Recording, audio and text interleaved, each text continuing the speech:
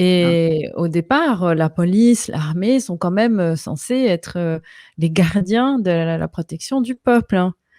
Ce Mmh. qu'on ne rappelle pas vraiment souvent, en fait, hein, parce qu'on a quand même que des images, médiatiques de répression.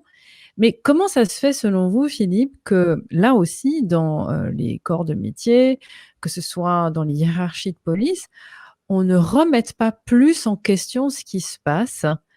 Est-ce qu'il y a aussi de l'ignorance? Est-ce que c'est que selon vous, comment ça se fait? Comment vous expliquez ça? Bah, alors déjà, avant de répondre à la question, en France, on a miné la notion de patriote. Le général de Gaulle disait: «Le patriote aime son pays, le nationaliste déteste les autres pays». Ça n'a rien à voir. Donc maintenant, patriote, c'est être du Front national, et vous avez les patriotes de Philippot. Voilà. Et vous voyez, dans la notion de patriote, il y a la notion de frontière, c'est l'extrême droite, c'est une vision en noir et blanc, avoir des frontières, se séparer des autres, etc.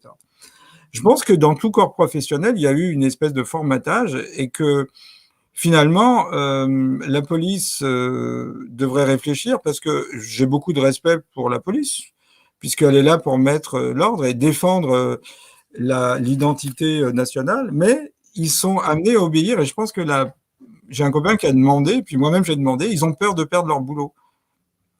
Mais en fin de compte, si tout le monde a ce raisonnement, on va tous sombrer dans le grand reset et on va avoir un revenu universel. Et là, on inverse complètement les choses, parce qu'on a oublié une chose, c'est que les gouvernements sont payés par nos impôts. Donc, ils sont nos employés.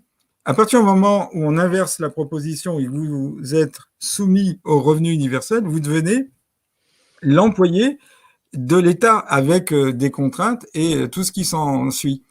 Donc, finalement, chacun, en essayant de s'auto-conserver, parce que c'est le cerveau reptilien, bah, finit par cautionner un système qui va balayer tout le monde.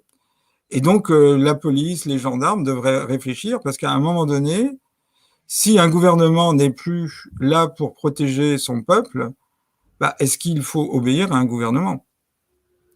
Quand vous dites que